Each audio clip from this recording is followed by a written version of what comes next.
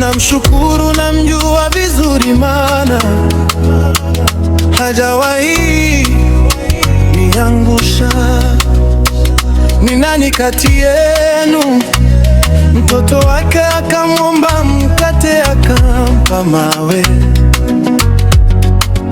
Niambieni, ni nani kati yenu mtoto wake akamwomba samaki akampa nyoka? Ni yeye Mungu anayo majibu katika maisha yetu. Ni yeye Mungu anavyo vifunguo vya kila lango maisha yetu.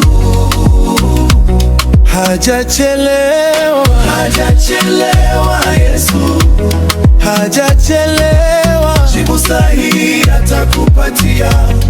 Hajachelewa, hajachelewa Mungu, hajachelewa. Usiwe na hofu, utajibiwa. Oh Yesu, anajibu maombi, anajibu maombi. Alivyomjibu Sara japo ilichelewa, anajibu maombi.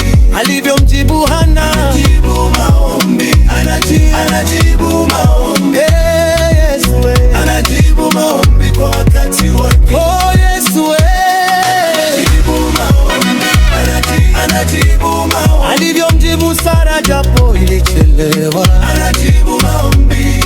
Alivyomjibu Hana, anajibu maombi, anajibu maombi. Yesu, anajibu maombi kwa wakati wake.